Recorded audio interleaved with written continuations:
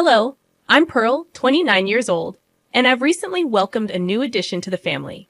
However, the birthing process was anything but smooth, thanks to my mother-in-law nearly causing me harm. I may sound a bit crazy, but allow me to share the tale.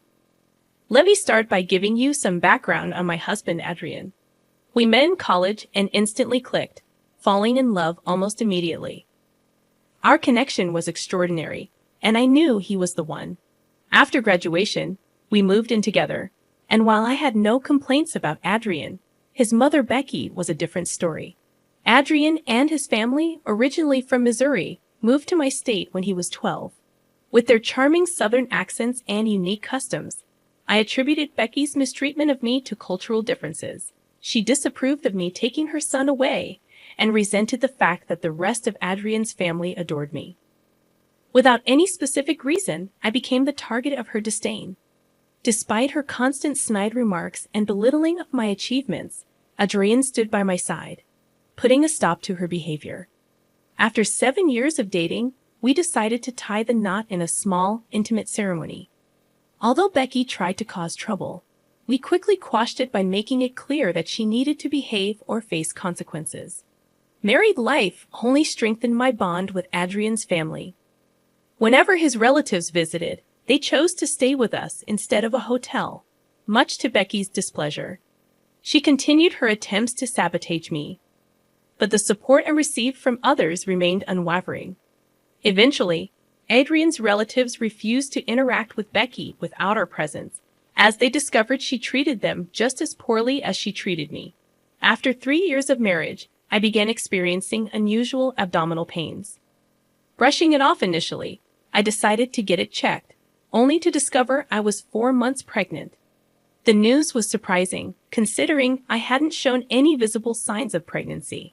Excited to share the news with Adrian upon his return home, little did I know the challenges that lay ahead. I prepared a lavish dinner and uncorked a fine bottle of wine. "Welcome home, sweetie," I exclaimed, catching my partner off guard. Curious, they questioned the extravagant setup. "What's with the fancy dinner? Why don't you sit down first?" I gestured for them to take a seat. "I have some news to share with you." "Okay, should I be worried?" I reassured them. "Absolutely not. In fact, I think you're going to be really happy." "All right, I'm excited." Spill. "So, you know how I've been experiencing those weird stomach pains?" I began. "Well, I went to the doctor today, and she ran some tests. Turns out my stomach is perfectly normal." Their curiosity piqued, they asked, "What was it then?" "Turns out, I'm pregnant," I revealed. "Oh my gosh, are you serious?" they exclaimed, surprised. "The best part is that I'm 4 months along." They were incredulous, asking, "How is that even possible?" "It's a hidden pregnancy. I haven't had any other symptoms, and those pains were actually kicks," I explained.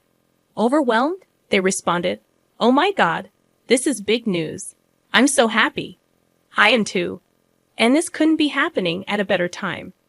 We're finally doing well financially, and I was going to ask you if we could start trying anyway," I shared. Concerned about announcing the news, they expressed, "Oh, we're going to have to tell everyone about that. I'm worried about the way your mother is going to react." Acknowledging the tension with my mother-in-law, I replied, "You know how much she hates me. She hates that everyone loves me. I'm worried that with the pregnancy announcement, I'm going to get more attention, and she'll hate me even more." Determined to address the issue, my partner reassured me, "If you're okay with it, I'll have a strong word with her about her behavior. You don't have to worry about a thing. The only thing you have to do is enjoy being treated like a princess." Heartened by their support, I agreed. I would like that talk and the princess treatment. I say we wait until we find out the gender of the baby before we have a celebration, though. They embraced the idea, saying, "I love that idea. Now, let's have a little celebration of our own."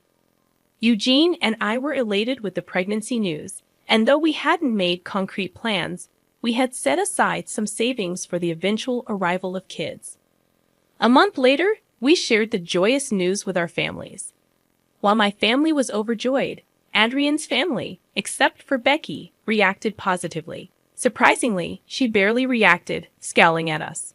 Deciding to have a gender reveal party, we organized a backyard barbecue and invited both our families. Using the traditional cake-cutting method, we discovered we were expecting a boy. I was elated and eager to start decorating our nursery after the gender reveal party. Throughout the entire celebration, I felt like a queen, receiving abundant attention and numerous questions. However, my joy took a turn when I noticed Becky's absence. After some inquiry, I discovered she was in the house, prompting me to seek her out. Inside our home, I found her at the top of the stairs. Puzzled, I asked, "Becky, what are you doing here?" "The party's downstairs." Her response shocked me. "Oh, I'm just trying to find proof." "Proof of what?" "Of your lies." Surprised, I retorted, "Excuse me, what lies?" "Come on now, ain't nobody believing that you got a baby in there. Are you trying to tell me that you think my pregnancy is fake?" "Of course. You're too tiny to be 7 months pregnant. There ain't no child in there," she declared dismissively. Defending myself, I explained, "Every woman experiences pregnancy differently. Just because I'm not as big as I'm supposed to be doesn't mean I'm not pregnant. Don't you dare lie. You just want everyone's attention."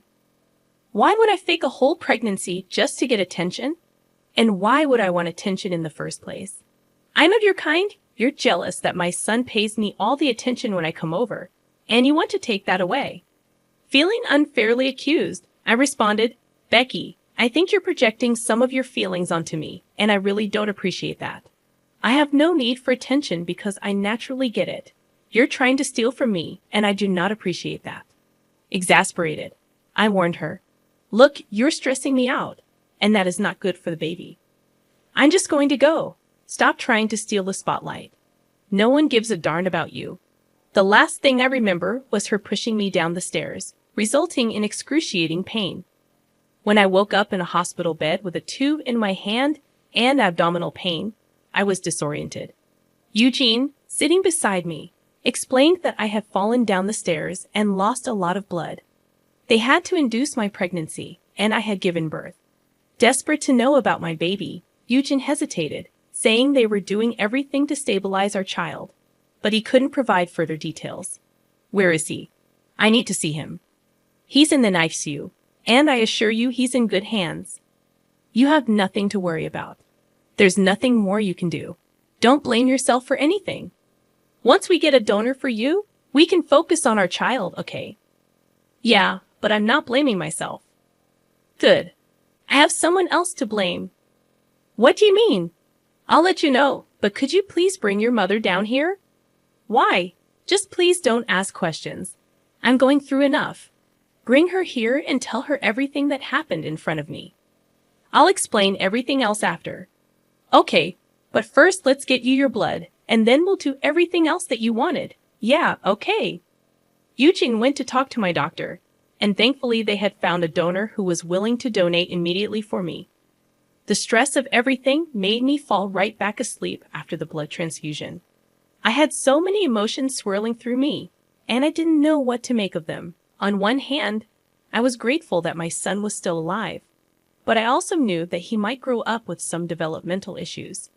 I didn't have a problem with that, but the fact that Becky would be the reason that my son struggled made me feel hot with anger. I was asleep for a good 3 hours, and when I woke up, I felt much better.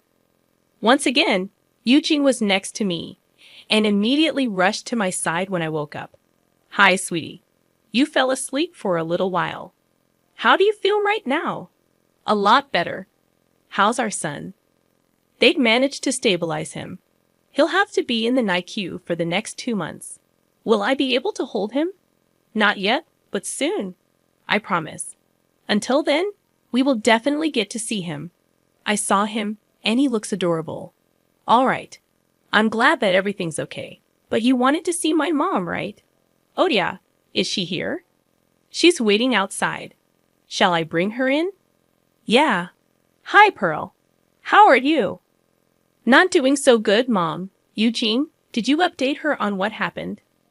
"No, he didn't tell me anything. He just asked me to rush here." "Eugene, could you tell her what happened since I got here?" "Well, Mom, After you came running to us about Pearl slipping down the stairs, she ended up bleeding a lot. She had to get induced so she could give birth to the baby. Thankfully, the doctors and nurses managed to stabilize our son. He's just going to be in the NICU for a while now. Oh, you gave birth, Pearl. Congratulations. Don't even. Do you have something to say to me and Eugene? What are you talking about? Sweetie, you said Becky came running to you after I slipped, right? Yes, and I'm so grateful that she saw it because none of us heard you fall. Great. Now, Becky, should I be the one to tell him, or will you do it yourself? What is she talking about, Mom? Oh, I don't know. She just gave birth. She's probably just making things up. She's probably suffering from mommy brain. Lord knows I had a bad case of it after I gave birth to you. Do not even try to make this into something as arbitrary as that, Eugene. Your mother pushed me down the stairs. What? You remember? I was overcome with emotion when I finally cradled my son, and Eugene shared in my tears. The realization that we had almost lost him left me feeling nauseous. Word spread that our son was back home, and somehow, even Becky got wind of it. She acquired another phone number just to reach out to us. Seeing that our responses were non-existent, she took it upon herself to show up unannounced at our house. Fortunately, Eugene answered the door.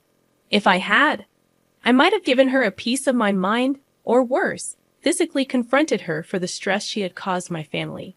Becky looked worn and aged compared to our last encounter, tears in her eyes as she pleaded with Eugene to talk to her. Please, talk to me, Mom. You need to stop trying to contact us. How can I not? My son won't talk to me, and I don't get to see my grandson. You think you get to see our son? You don't think we're in pain from not being able to hold our little boy? I really am sorry. Please, at least talk to me. I thought I was doing something right. How is pushing my wife down a flight of stairs the right thing to do? She's always been trying to steal everyone's attention. I see the way she tries so hard, and it's just so darn hard to keep my anger in check. You have no idea how insane you sound right now. I do not. I was trying to do what was best for you. Best for me? How is this best for me? I always knew you could do so much better than Pearl. I was just trying to get you to see that by almost killing my child and wife. Are you kidding me right now? What you did was not done for me, but because you couldn't handle the fact that there was someone better than you and your family. Pearl is not better than me. Oh, she is in every way. She cooks better food and has a much better temperament than you. Why do you think more of our family has started coming over to our place for Thanksgiving when we host? Nobody can stand you and your entitlement. You take that back right this second. That is no way to speak to your mother. No, I will speak to you the way you deserve to be spoken to. You made our lives a nightmare from the start, and I have been silent about it only because Pearl begged me not to damage my relationship with you. Okay, I get it. I'm a horrible mother. You are. You absolutely are. You're lucky that we're not going to the police about you hurting Pearl and our son. Oh, please. Like if you have evidence of it, it'll be my word against hers. Who said we didn't have evidence? Don't try and bluff me right now. Look, Pearl and I are exhausted, and we want this time to be as calm as possible. So, for the foreseeable future, I do not want to hear from or see you again. Do you get it? You can't do that. I want to see my grandson too. Oh, you are never seeing your grandson. What? You have no idea how much our son is going to suffer thanks to your jealousy. The least I could do is make sure that he never meets the source of his problem. I will fight for my grandparents' rights. Go for it. Bye. Eugene was furious that Becky still had the audacity to even show up. If it were me in her place, I would never have shown my face to my family. But hey, everyone's different, I guess. Becky did not give up on trying to contact us. Not only would she call and text us a whole bunch of times, but she would also show up at our doorstep and make a huge ruckus until we opened the door. So Eugene and I did the only sensible thing and got a restraining order against Becky. She once again did not like that. But I was so tired by this point that I really did not care. Thankfully, Eugene and I dealt with Becky just in time for us to take our son home. Let me tell you, holding him for the first time made me sob and feel so grateful that he was still alive. Eugene and I decided to use the next few months to just bond with our child. So we didn't let anyone come over to see the baby. Thankfully, after everything that happened, everyone was happy to comply. Becky, however, did not stop trying to bother us. One day, we actually received the summons to come to court because Becky was trying to fight for her grandparents' rights. That threw me into a blind rage.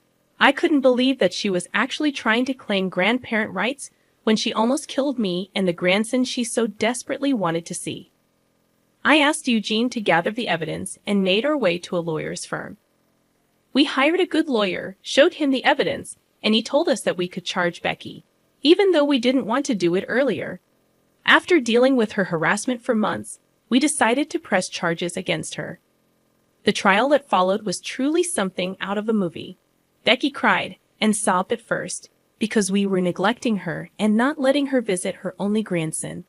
I could tell that the jury was a little sympathetic towards her, but I knew I had the most incriminating piece of evidence for her. When the footage of her pushing me down the stairs played, everyone in the room went silent, and Becky grew pale. After the first hearing, Becky blasted us with calls and texts, accusing us of hiding the truth from her. We figured it was in the best interest that we blocked her. After a couple of weeks, Becky was charged with attempted murder of an unborn child and was sentenced to 6 months in jail. All her appeals were denied, and Eugene and I couldn't have been happier. Of course, word got around in Eugene's family as well about what Becky had done, and let's just say that nobody wants anything to do with her anymore. She's going to have a tough time when she's done with her sentence. As for Eugene and me, we're gradually getting used to being first-time parents, and we're loving every second of it. I'm just glad we get to do it stress-free. We were considering moving, but that's a decision to make for a later time. Thank you so much for listening.